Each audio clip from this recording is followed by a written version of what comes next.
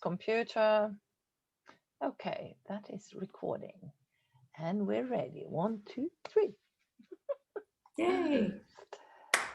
Hello, everyone. My name is Gree and I'm going to start that one again. Thank you. Hello, everyone. This is Gree from Steam Engine Global, and I am excited to welcome you to the inaugural version of the STEAMpunk Adventures podcast.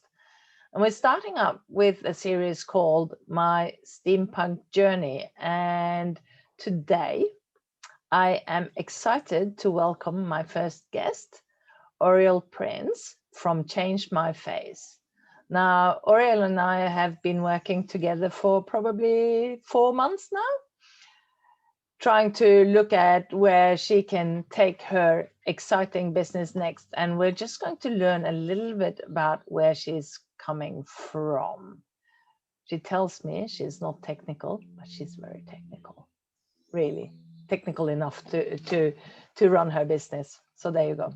So without further ado, I shall start the interview.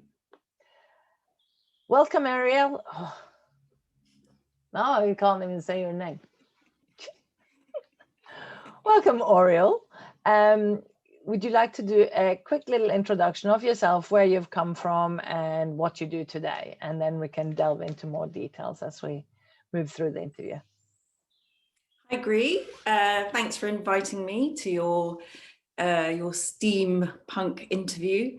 So yes, my name's Auriole Prince and I run a company called Change My Face, which basically is aging and lifestyle software. So imagine visualizing how you could look into the future, but with aspects of lifestyle. So dietary habits, exercise, sleep, alcohol, smoking, all these different things that impact the way you can age. And we basically license that software to companies. So we're a SaaS B2B model, and we've been going for a few years now. Exciting times, I think. And if you don't mind, Auriole, I would love to hear a little bit about your background through education and how you ended up doing what you're doing. So yes, I'm not, as you say, from a technical background. I'm an artist. I went to art college and studied illustration and photography, and actually did not become an artist, but ended up working for the Missing People charity in London. And through that, I managed to use my art skills in becoming a forensic artist. So I basically trained with the British Police, the FBI Academy in Quantico, and with the Medical Artists Association, and use my artistic skills to be able to age progress long-term missing people, also reconstructing faces of those found unidentified. So from that, I started to do a bit of media, a few TV programs, basically visualizing people in the future, so age progressing them, and showing different aspects of lifestyle. So almost sort of programs that showed people, if you carry on doing these habits or living this way, this is how you could look as you age. But then again, if you could make small changes to those habits, how much better you could age. So if you could drop a glass of wine every night, don't finish a bottle, maybe you'll age better than if you did. So so basically fell into that sort of the media side of things, and then started making apps, you know, so automatically, rather than doing it bespoke, is allowing people to upload photos and see themselves older with the effects of, say, alcohol. So it's been a sort of organic journey that's kind of, you know, I would never have imagined in the beginning that I'd be running Change My Face. But in fact, it's one thing has led on to another, and that's the way it has happened. So it's been an exciting journey, really. Great story. just so it's clear to our listener, what made you actually decide to start your own company and your own tech company per se? Like even though you've taken us through the journey, but it's an area that a lot of women in particular struggle to do. They go like, oh, I probably need an app for this, but how do I go about it? So what was it that sort of spurred you forward with that? So that's a good question. I think I was lucky because I knew a team of developers through a friend, and I was actually asked to make an app back in 2011, 2012, to show school children the effects of drinking and how they would age. And I wouldn't have had the first clue of how to do that, but because I had a connection with these developers and this team, I basically said to them, I can do this. Can you show it in an app? Could you make it? And they were absolutely brilliant. And we made our first app. In fact, that was for the Scottish government. We did that, and it was such a success that they asked us to build another one the following year, which ended up, it was called Drinking Mirror, and ended up having 100,000 downloads within 24 hours of being uploaded to the App Store. So we realized that we were onto something, especially something that can make an impact, something where people can see and then think, actually, do I drink a little bit too much, or could I cut down a little bit to make a difference? So, and it got people talking. But I was very lucky. I had access to that team. I think if I hadn't, it would have been very difficult to scout around finding people. But I think these days there are a lot better networks, aren't there, for finding technical talent. Speaking of technical talent, some of the other things that people complain about is that they go and they say, well, I want this done, and then what comes back isn't always the same. Now, I know you've been lucky with some of the people, but we've talked a little bit about geek whispering, as we call it, translating between business and technical talk, but also bringing in the element of arts as well, which is not necessarily business, not necessarily technology. So how have you navigated that sort of a fine line between, getting a business model working, getting the technology to work, but still adding value? So I guess the social change as well as the artistry behind it.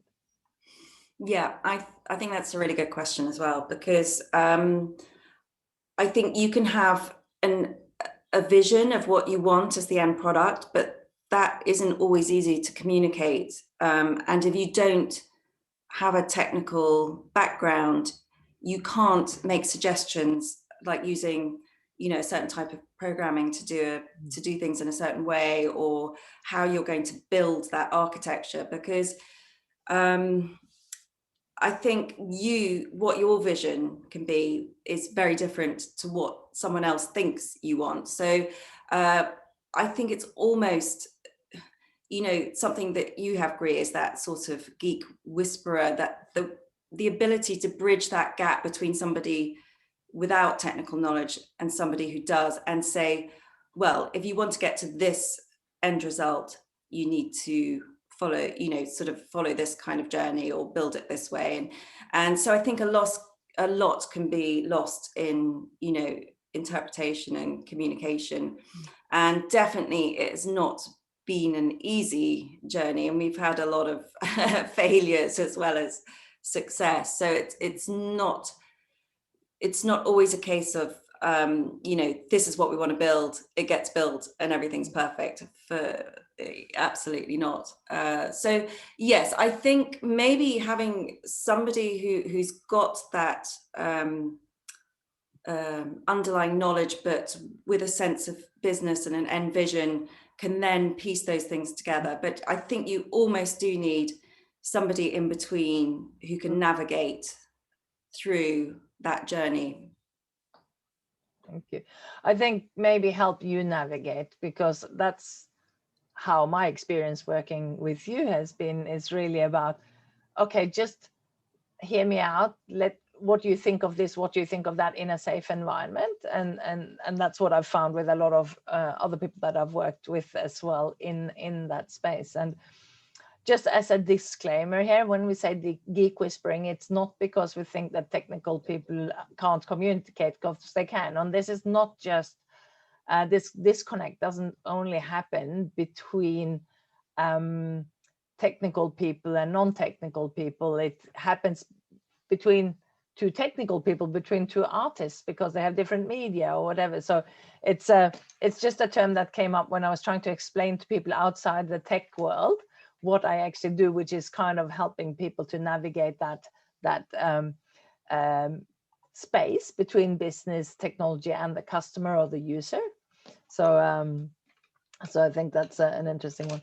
Now, I know that you started off with apps and developing the full apps, and then you've kind of gone more into the providing a platform or an API. Would you like to share how that came about?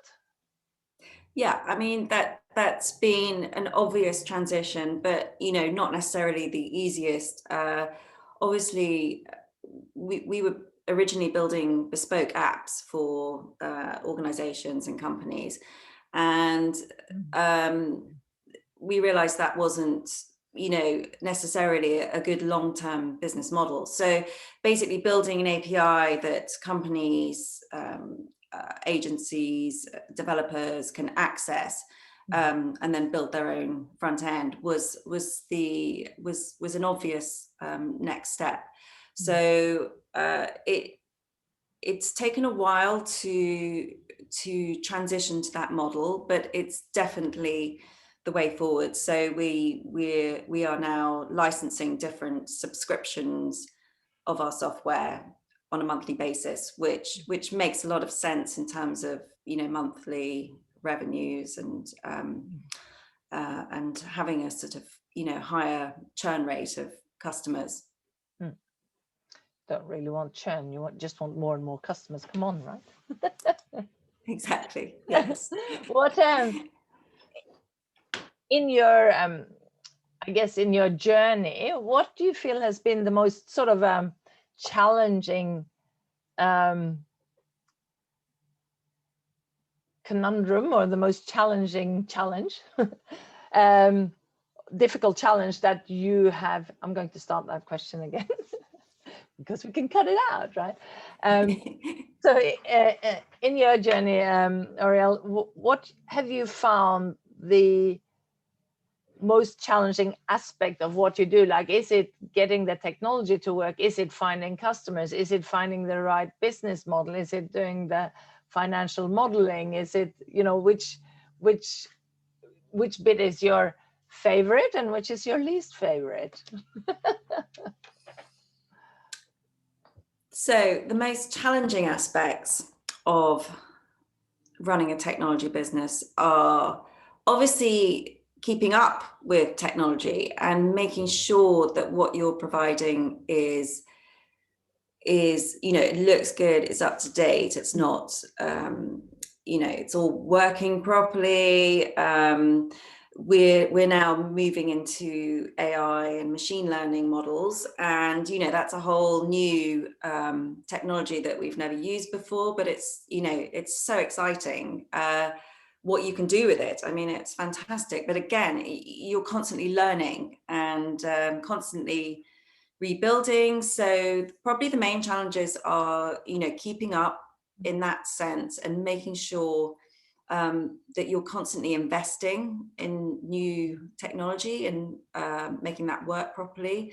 But also, I mean, customers, making sure people know about you, making sure that you're in contact with customers and getting new ones, and that's a whole different challenge in itself.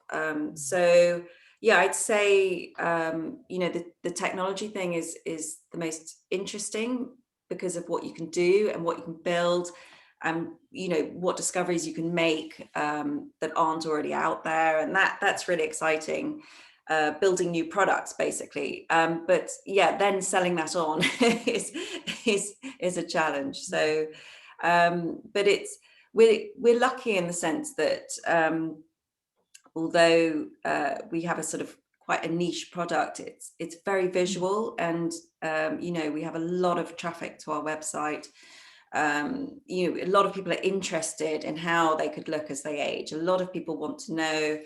I don't particularly want to know, but a lot of people do, and I think that it's something that can sell itself sometimes in terms of getting publicity, which is great. But yeah, it's a challenge on a business level and on a technical level too. So I can't deny, but it is such an exciting journey. And if you don't mind me asking, what excites you the most about the solution that you're delivering? I think what's exciting the most at the moment is building AI models, and it's just incredible what you can do. It's a bit like black magic. You put something in, something happens in the middle, and something comes out at the end, and it's fantastic new sphere, you know, to be in, and I'm very excited about what we're going to be producing, and I think our clients will be as well. So yeah. I think you're like a steampunk geek yourself. You're more excited about the technology than the problems you're solving, right? Yeah, I'm excited about the problems we solve too, because I just feel that actually if you can use technology for good, so if you can get something good out of it, or change somebody's mind about something, or make them think about something, or even have a conversation, I feel that in the past year, you know, with COVID, that we've all sort of, you know, started to rethink our lifestyles. You know, a lot of people maybe started exercising more, or I don't know, or maybe eating more. You know, I mean, I think we've all been all over the place, haven't we, in the past year? And I feel though that at least we're thinking more about our lifestyle. Stress, you know, financial worries can have a really big impact. Stress, you know, and all that impacts on the way you age. And I think actually if we can build some technology that can change people's mindsets a little bit, maybe how much better you could look with a different lifestyle, with little small changes, you know, that's so worthwhile as well. So that's a big aspect for me, is having an impact on people's lives too. So a bit like plastic surgery powered by AI and machine learning, right? Yes, a bit, maybe, yes. That's a good way of putting it. Well, I would like to say, like, I think there's lots of different markets, as we've talked about to a certain extent, and you know, it started out with nobody wants to hear about aging, at least not at my age, right? So what we want to hear same here. How can we get younger and things? And I think one of the things that we've talked about, this isn't so much about your steampunk journey, but more about your product, is really about how you can showcase the positive effects of certain things as well. So and I don't know if you can share any sort of thoughts around that. Yeah, around that as well. Yes, definitely. I think that you know, face changing technology can do a lot for the positive as well. So basically, if you could visualize yourself maybe in a few years' time, or in several years' time, or even now, with positive lifestyle aspects, like maybe going to the gym, or eating more fruit and vegetables, or that kind of thing, and seeing yourself improving, can be a really positive thing. So so definitely, I think that different products could show, for example, you know, your teeth and gum health, for example. I mean, if your teeth and gums are in a bad state, that can affect the whole of your health. They're doing research now to show possible connections with, we know it has connections with heart disease, but also dementia, Alzheimer's, potentially, all sorts of things, your gut health. So looking after your teeth is a massive plus for your, for future health. And I think that we're looking at building models for visualizing teeth, but also aging with poor gum health, because that can affect the shape of your face. So as you age, if you start to lose teeth, or your bone can start to recede and get smaller, you can get that sense of the jaw starting to collapse in on itself. And that's something that people don't imagine is going to happen to them. But if you don't look after your teeth, that is what can happen. So just looking at things like that, I just feel that you can tell so much from somebody's face about their health. If they've got a great diet and they exercise, they'll have, glowing skin, sparkling eyes, you can tell these things. If somebody drinks too much alcohol, they can start to get dilated blood vessels in the cheeks, start to get a slightly sort of bloated look about their face. And so there are things that you can tell about your health from the face, which I think is fascinating. And I'd like to look more into that as we build more machine learning models. I think it's a very exciting product, and I'm so blessed to be working with Auriole on this, because I'm going, ooh, look at all this stuff that you can do, and specifically around that social change, that improvement, technology for good, and that sort of stuff. But I wanted to get a little bit more into the sort of working on the different business models or the customer segments and things, which is something that we've worked on over the last couple of months, like looking at adjacent customers, looking at how you can use the same product pretty much, but with slightly different marketing and I guess target audiences, and then how we automate the processes and things. But how have you found that journey? I know Auriole is a very, very creative person when it comes to thinking of ways that she could use this technology, but how have you found that journey of trying to kind of go, okay, I can take this and reuse it?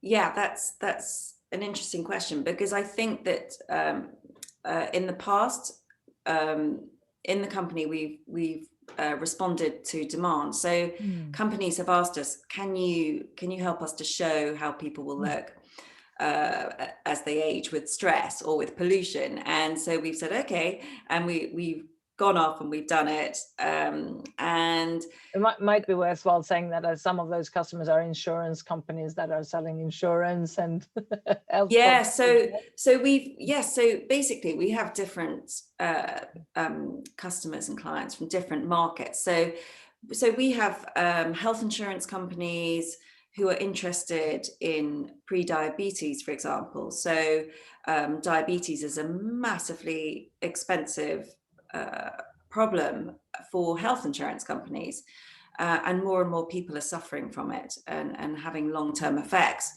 So for somebody like a health insurance company, if they can target their customers who might be susceptible to pre-diabetes, they can almost preempt or intervene before that happens. And that's a win-win, because firstly, you are helping your customers to be more healthy and to be aware that they might be at risk, but also you're saving money by not paying out to so many people, and surely that's going to be good for everybody. Also larger corporate companies who want to maintain a sense of health and well-being with their employees. They might want to, there are lots and lots of different apps and the software that's out there that can basically touch base with employees, make sure that they know everything that they can access, all the resources, how they can be healthier and happier in the workplace, not take so many sick days. So there are all sorts of different ways it can be used. We also license the software to finance companies who want to illustrate, this is how you could look at pension age, but you haven't saved enough, or you've saved enough for pension. Well done. You know, you're going to have a stress-free retirement. It's fantastic. So it's used by several different markets in different ways, but for a good reason, and for a good purpose. So yeah, good. I think we might just switch to, was there anything else you wanted me to ask you in the thing here? Let's see. I don't think so. I think that was covered pretty much everything, I think. Yeah. No, that's good.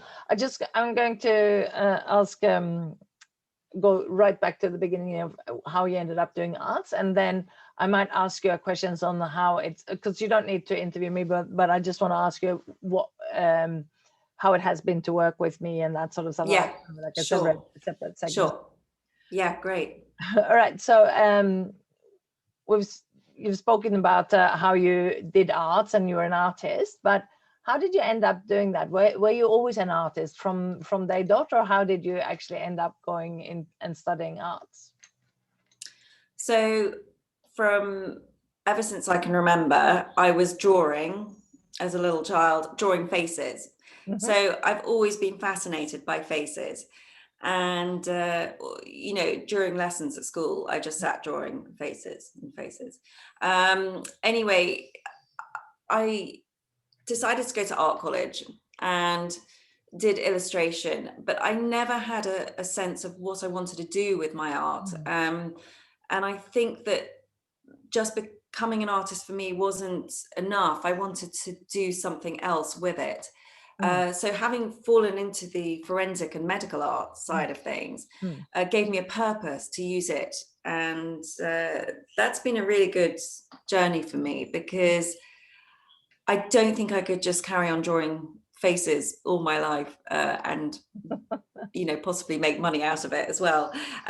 So to have been able to combine that with technology or with earning money has been a real bonus. Always helps to earn a little bit of money, doesn't it? Finding that customer that will pay for the problem that you're solving for them, or finding the problem they've got, so you pay you. Absolutely, yeah, definitely. And I just wanted to talk a little bit about the process that we've been through with this business coaching and mentoring, and starting with when you actually found me online somewhere, and I wanted to just hear your story of how you ended up reaching out to me, or why. I have always wanted to have a mentor. I've had some business coaching over the years, and which is great to a certain point. But if the person who's coaching you doesn't understand your industry, technology, software, it can only go so far. And I think that I slightly gave up on all that. And then I saw you interviewed Gree through Ada's List, I think. And I just thought, oh, she's amazing, because I just realized you totally get the whole technology, the software, but you also have such a good business sense. You spoke so eloquently about that gap that can sometimes be between starting a business and running technology side of it as well. And I just thought, I wonder if she would mentor me. And I just sent you an email, and I thought, she probably won't, but I'll try anyway. And then you made contact with me and said that you would, and it's been really fantastic, because to have your knowledge and experience you know, and to be able to look at problems objectively has been the most helpful thing of all, and to put things into perspective.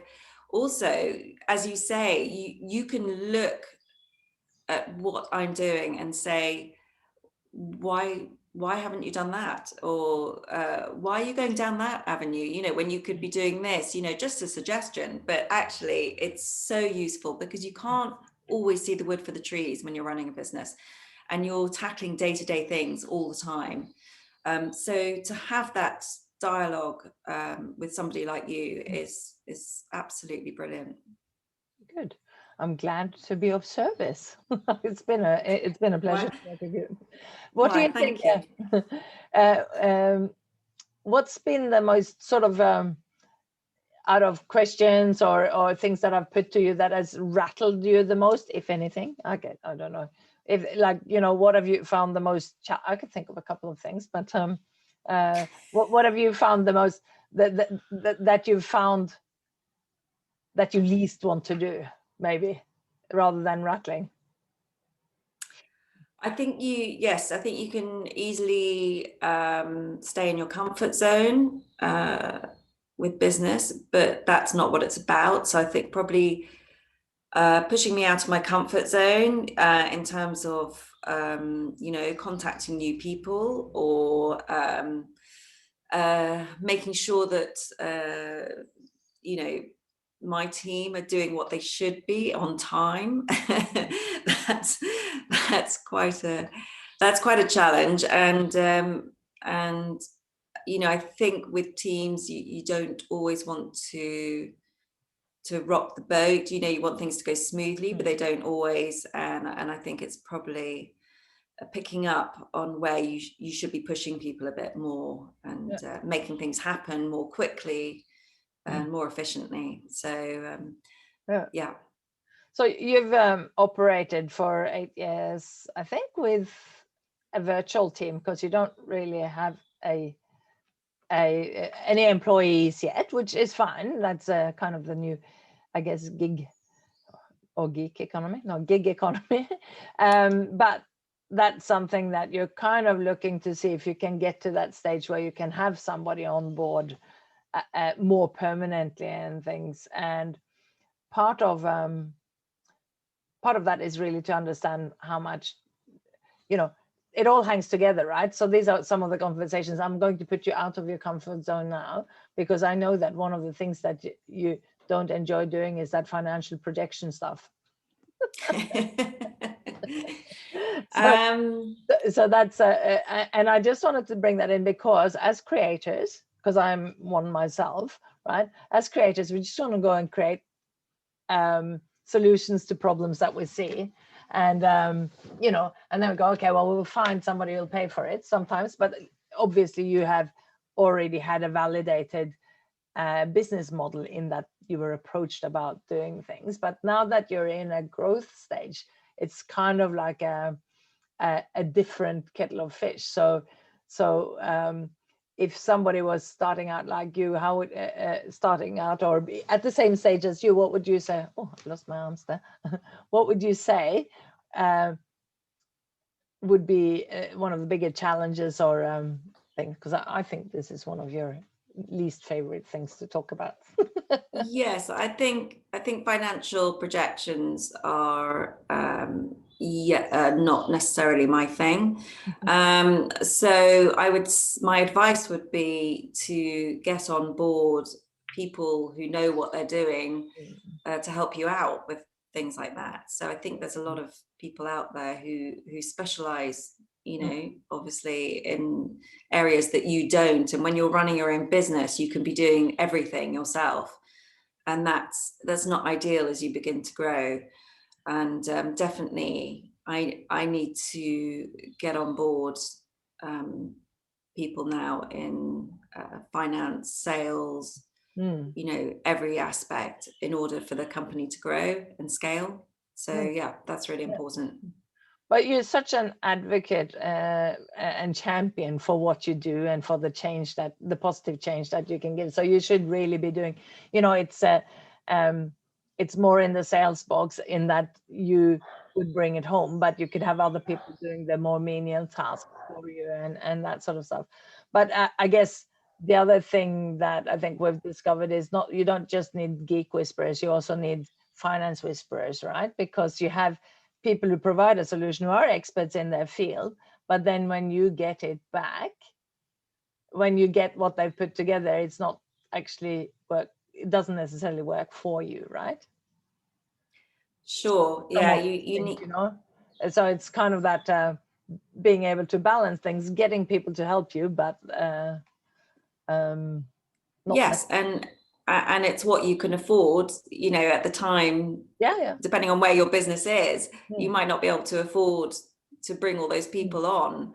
mm. So you have to work it to the best of your knowledge until, or you know, you just hire people for a short period to get you through whatever you need to do. So yeah, I think there's a lot of help out there, but it's in terms of employees. I think that's the beauty of running technology business, is that you don't need necessarily to have an office full of people every single day.